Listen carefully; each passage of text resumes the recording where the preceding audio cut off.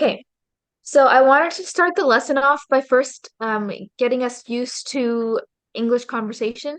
So we're going to listen to this quick video. It's about 2 minutes long about these two people having a conversation about work. And then after, we're going to work on some greeting phrases in English and just simulate some conversations as well. So we'll start with this video first, just so we can understand, what we're working with. What's new, Mark? How is your new job going? Can everyone hear that? I just want to make sure. Yes. Yeah. Awesome, perfect. Okay, I'm gonna start the video now. What's new, Mark? How is your new job going?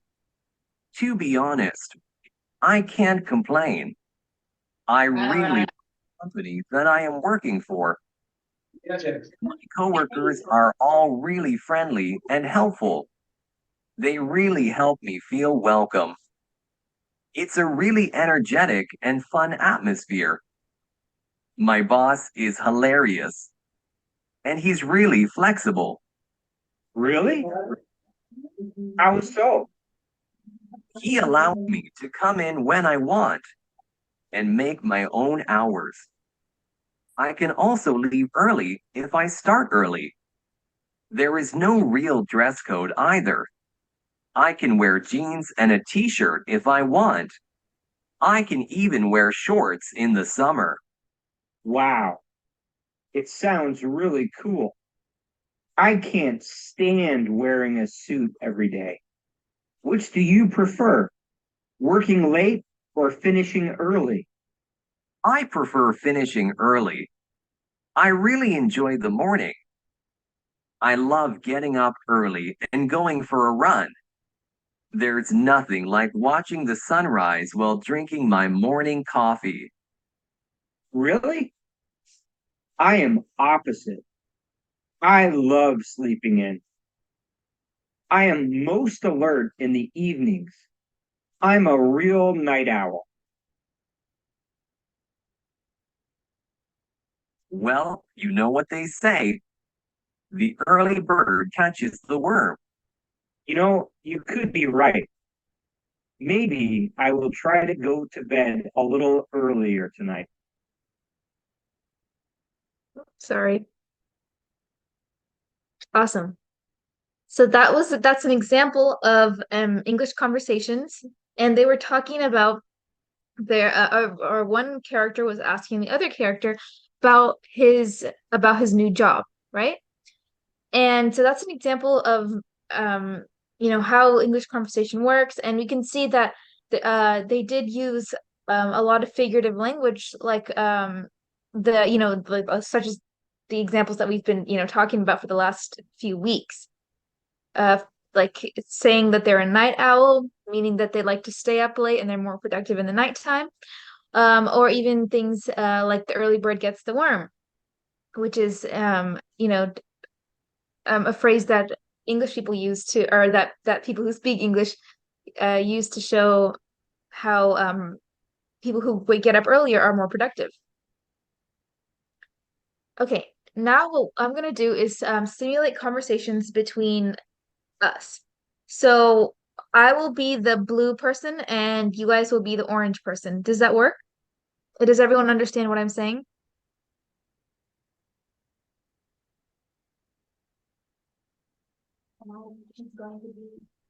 So I'm going to read the blue section and you guys will read the orange section and all together. And we're going to simulate these conversations. So I'll read the blue color. Or if you want, we can even have one class say the blue and one class say the orange. So we can have everyone involved. So how about we'll do this? For group one, can you be blue? And group two, can you be orange? Teachers, did you understand? Yes. Yes, we Okay, understood. awesome. So can group one unmute themselves, please? Group one, the other one. Yeah, boys.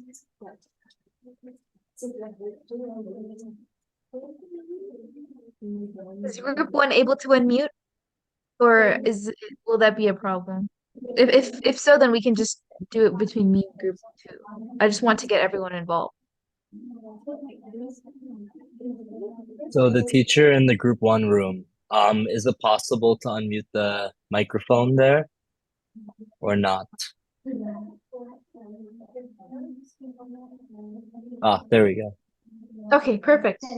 So, how this activity will work is that group one will say the blue lines, and then group two will say the orange lines, okay? So group one, let's say it together. We'll read this, okay? Uh-oh, sorry. Say, hi, I'm new to the city. Do you know where the closest coffee shop is? Can you guys repeat that?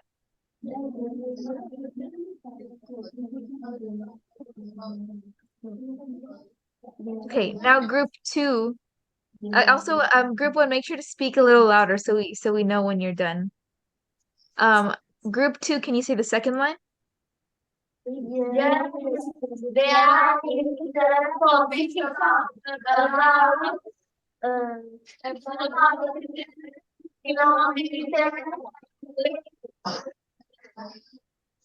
Okay, good job. Now, thank you. I heard everyone in group two clearly. Good job.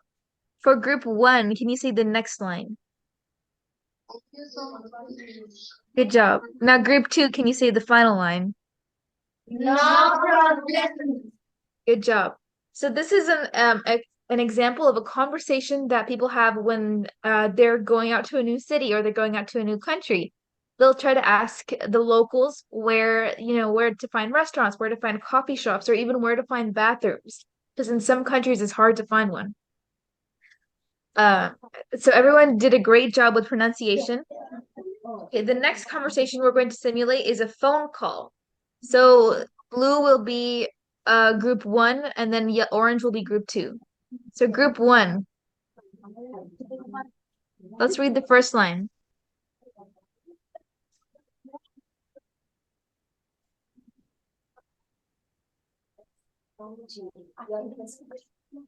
Good job. Hi, Jill. Now group two.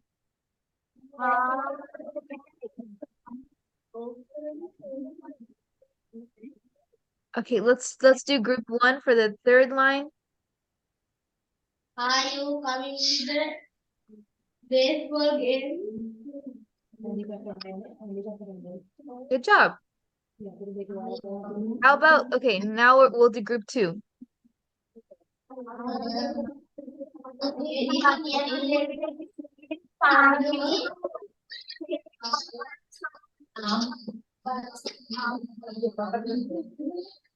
Good job. Okay, group one. That's nice.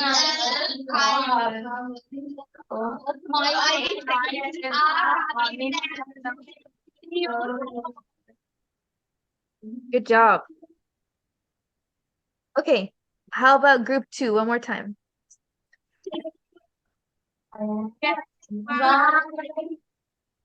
Okay, group one. So this is how we simulate we're simulating a phone call, right? So that's why we have them saying hello to each other and also having our departing phrases, like saying see you soon or and goodbye and okay. Next we're going to simulate this will be our final simulation conversation, and then after we're going to talk about some greeting phrases and then some common phrases. So next we're going to simulate a conversation of us ordering food at a restaurant. So group one will be blue and group two will be orange. Let's try this one more time. Group one, go ahead.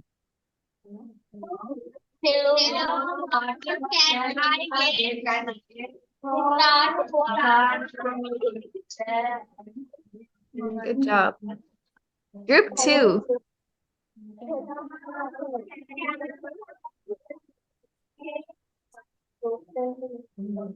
Good job. So when we're being polite in English, we usually end our questions with please or our requests with please to be polite, right? So when we say hello, we're greeting the waiter, and when we say please, we're being polite to the waiter. Okay, group one. Can we do this sentence here? Or this phrase?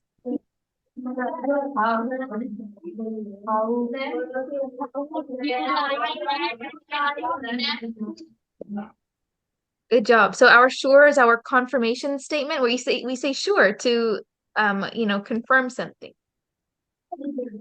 Okay, group two, next line.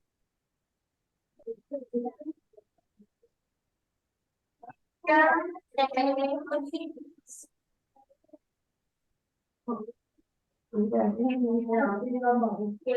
job. So again, we can see that we use the word please, right? And this is again to show that we're to show politeness. Okay. How about group one? Yeah.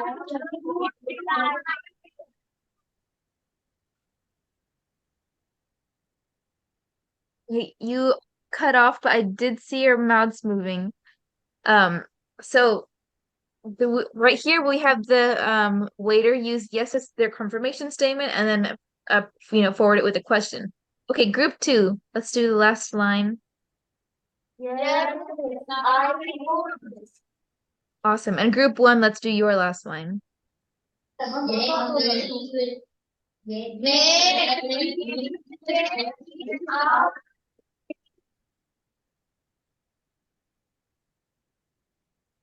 Good job, group one. So here, what we just did was between the two classes, we simulated a conversation of us ordering food at an English restaurant. So, the waiter may ask you questions about the type of food that you ordered after, and so it's important to kind of understand and know how to respond. So that's what we're going to work on next. What we're going to do is I'm going to give you a scenario, and you're going to choose which phrase you think is the best way to greet that person, okay? So for the first one, this one is a little easier. So you see your boss. How do you greet him? A, do you say, "What's up, bro? What are you up to?" Or do you say B, "Hello, Jim. What are you doing?" Or C, "Hey, dude, what's going on?" So these are very, oh, sorry, I'll have you answer it first and then I'll go into depth and more in depth. So which one, A, B, or C, which one is the correct way to greet him? Or the most socially acceptable way? Because remember, we are seeing our boss, right? And our boss is someone that we look up to, right? Or not look up to, but who has, authority. So how would we greet our boss out of these three cases? A, B, or C? So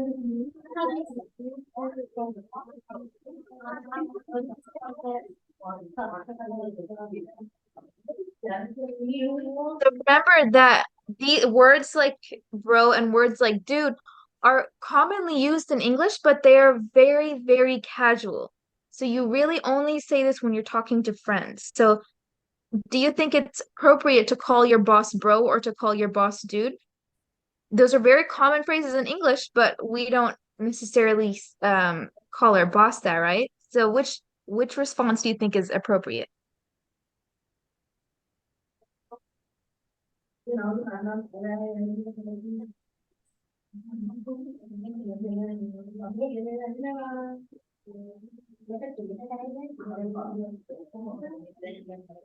So the correct response for this one is B.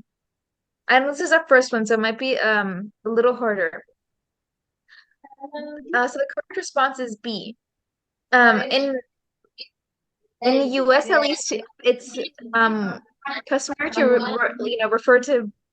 Sorry. It's customary to like refer to people who have a certain level of authority. We don't really use nicknames for them or use casual terms to refer to them. Sometimes we can say hello, we can say Mr. or Miss, even like if we say Mr. Jim, or we can even say sir, right? Because we're trying to be professional here because this is our boss, right? So the correct way to greet him is the second option. We don't use casual terms like bro or dude. Okay. Next one. You meet an old friend for coffee. Which of the following is the best way to greet them? Which of the following is the best way to greet them? Do we say, hey, A, hi Priya, how are you? Or B, hello Miss Priya, let's go find a table? Or C, did you order a coffee yet? Which one of those three options would be the best when you meet an old friend for coffee? A is correct. Good job. A is our best option here. That is how we can politely greet our friend, right? We say, hi Priya, how are you? The reason we don't say B isn't doesn't really fit into the scenario is because it's very professional. And remember, we're just talking to an old friend here, someone we've known for a very long time. So this is, too professional for the situation. And then C is a little abrupt and maybe a little rude. It's not like it's not very kind to, go up to someone that you've known for a long time and just immediately, did you order coffee yet? It's nice to kind of, greet them first, say, hi, how are you? Before, starting the rest of the conversation. Let's move on to our next. You're meeting your friend at a busy restaurant for dinner. Which of the following would you use? Remember, this is a busy restaurant.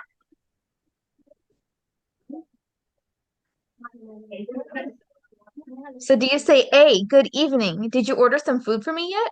Or do you say B, hey Jan, how's your week going? Or C, hi Jan, are you hungry or just a little peckish?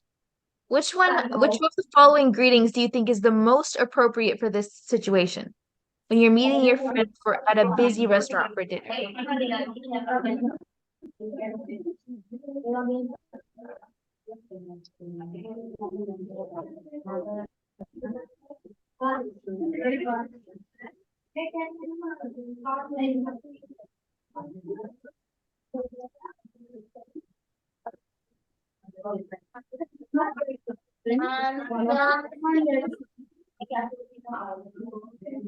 Let's say that one more time.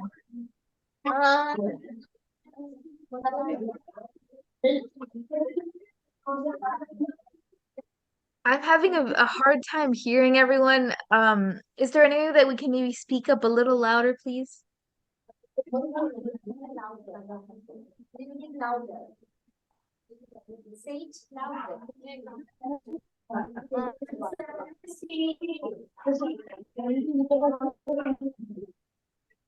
So I heard some C's and I heard some B's. The correct answer in this situation is actually B. So B is the most appropriate way that we would, go about this situation. For this one, although they did greet Jan, remember this was a little rude since the person jumped straight to asking, did you order some food from me yet? And then C, they did greet the person, but again, they didn't kind of ask them, how they were doing or anything. They just kind of went straight to if they were, really hungry or not very hungry, which is, something that you can do when you're both, settled in and ready to order, right?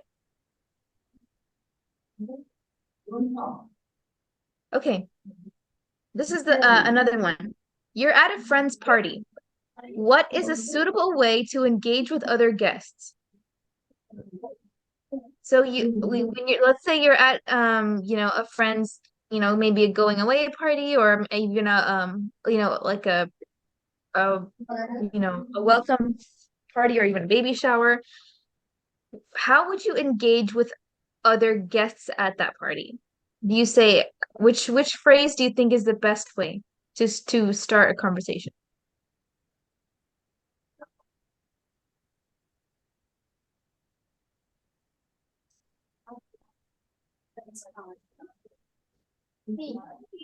So do you say A, do you live nearby? How do you like the neighborhood?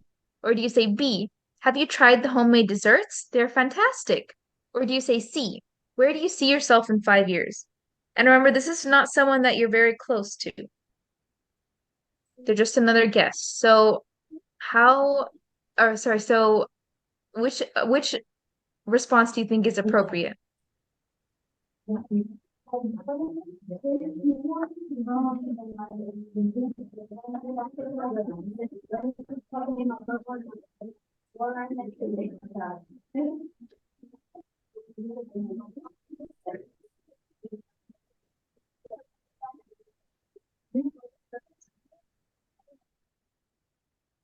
So which one of these three options do you guys think is the most appropriate? And remember, we don't really know this person, so we can't ask them very personal questions, right? Or even questions that might be a little intrusive. So which one of these three do you think will be good for just starting some small talk? Which is, something that isn't very deep. It's just, something to get the conversation started.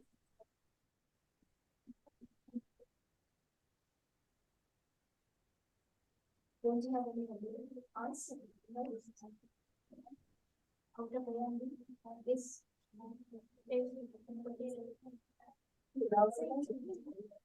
A.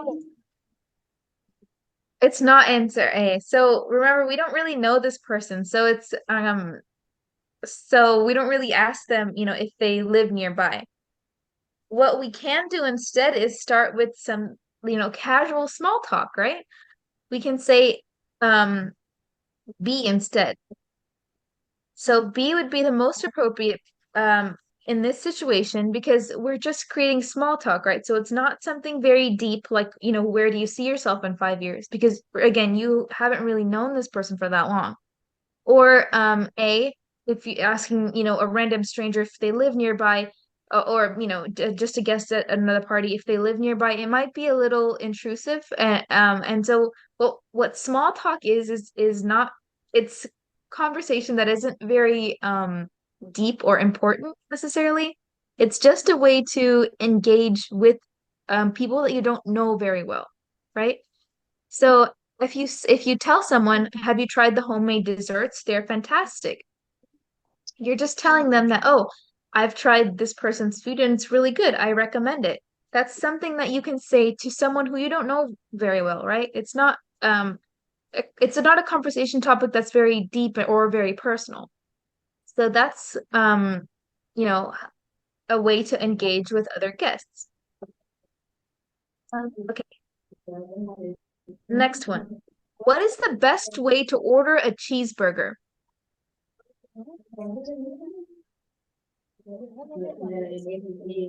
A, do we say A? Can I have one cheeseburger? And if we want to be or more polite, we can say, can I have one cheeseburger, please?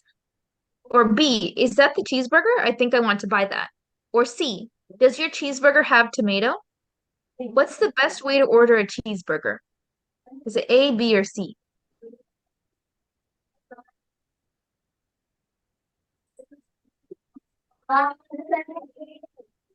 A is correct. Good job. So A, we have a nice greeting, and we're also being polite to the person who is serving us our food. So we can say, "Hi, can I have one cheeseburger, please?" And then of course you can ask, if the cheeseburger does have tomato, and you can there's ways to phrase that politely, saying, "Hi, does your cheeseburger have tomato?" So the best way to order a cheeseburger is A, or the most polite way. Good job, everyone. How about this one? So you're at a street vendor's stall, so someone who's selling street food, and you're curious about the ingredients in a dish. How would you ask how would you ask that? You're curious about the ingredients in a dish. How would you ask? Do you say A, could you tell me what's in this dish? Do you say B, is this dish known for any unique spices or seasonings? Or do you say C, are there any allergy concerns that I should be aware of? Sorry. So remember, we're just curious about the ingredients, okay? So which phrase do you think will get that question answered for us. Oh, and we'll get our curiosity answered. So remember, we're just curious about the ingredients.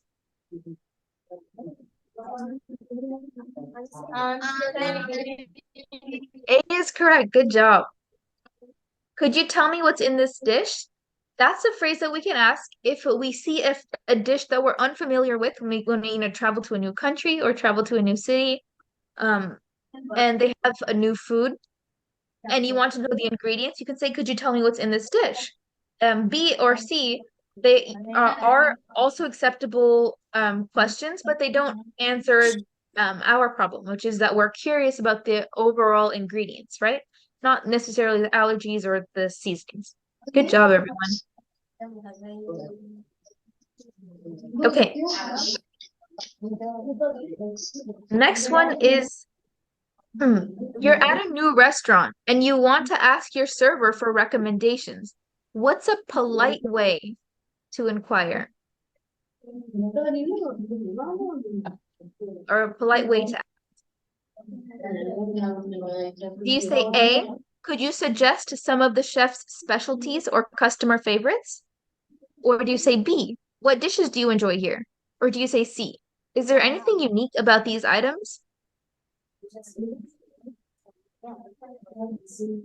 So which one do you think is the most polite way to ask for recommendations?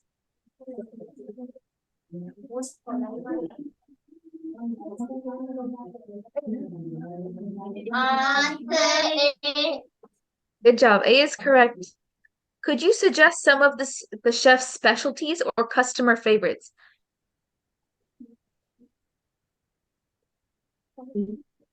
Good work. So this is one way that we can be polite while asking for recommendations. Or even another thing that some people do is ask the server for recommendations because usually servers have tried food at the restaurant. So you could also be polite and ask, could you suggest some of the food on the menu here that you like? Right? You guys are doing really good with this activity. And since we are running a little short on time, we can do one listening yeah, we'll do one listening activity and then afterwards we will wrap up the class, okay? Because I do believe everyone has school starting soon. So we'll start with all right, we'll start with this first audio recording, and if we can get through it, then we'll move on to our second one. Okay. The first question is, what hierarchy/social ranking system does India use? Society throughout India is divided into social ranks called castes. Caste is determined by birth, and there is almost no way to change it. High castes include priests, landowners, and soldiers. So-called untouchables have no caste and do the most menial jobs. So what social ranking system does India use? A is correct. So India uses a caste system. Okay. Now the next question is, which of the following is an example of a high caste? High caste. So this is Society throughout India is divided into social ranks called castes. Caste is determined by birth, and there is almost no way to change it. High castes include priests, landowners, and soldiers, so-called untouchables. Okay. So which of the following is an example of a high caste? Is correct. Good job. So priests are, I believe, the highest caste in India. The next question is, what percentage of the Indian population is Hindu? Have no caste and do the most menial jobs. India is a very spiritual country. It has no official religion. More than 80% of Indians are Hindu. About 13% are Muslim. Other religions include Buddhism, Sikhism, and Jainism. So what percentage of the Indian population? D is correct. Good job. So around 80% of India's population is Hindu. The next question is, what percent of India's population is Muslim? Okay, I'm going to go ahead and play the audio clip. No caste and do the most menial jobs. India is a very spiritual country. It has no official religion, but more than 80% of Indians are Hindu. About 13% are Muslim. Other religions include Buddhism, Sikhism. So what percent of the Indian population is Muslim? They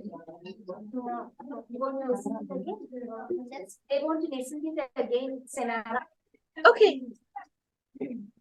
I'll play one more time. India is a very spiritual country. It has no official religion. More than 80% of Indians are Hindu. About 13% are Muslim.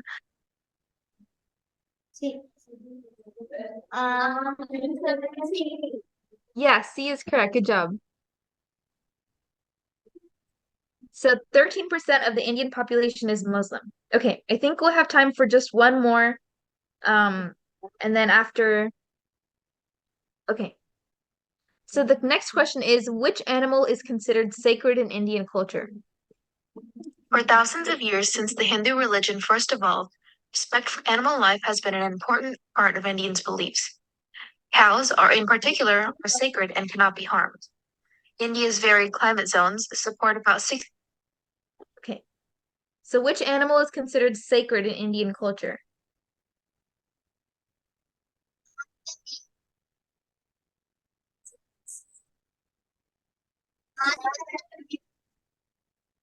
B is correct.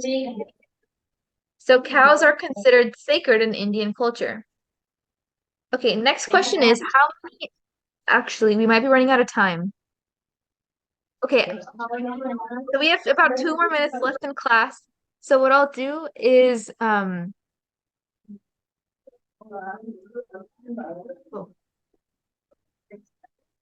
they said that they were in the waiting room, the Viduhala school. Um, or okay, we'll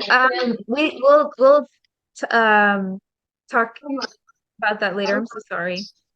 So we don't have time for the other questions since we did start class a little late today. So what I'll do is we'll answer the rest of these in our next class, and then if we have some spillover, we can talk about a new country. So since we only have just a minute left, I'll quickly wrap this up, but the homework will be the same as last week.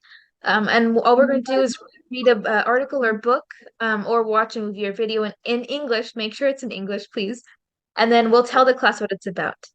Okay?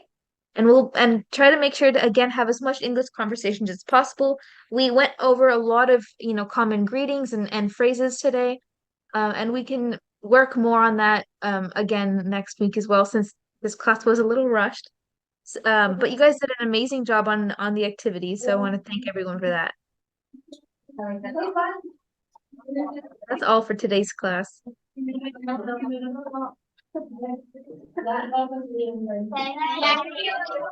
Thank you. Have a good day at school, everyone. Thank you, everyone. And for the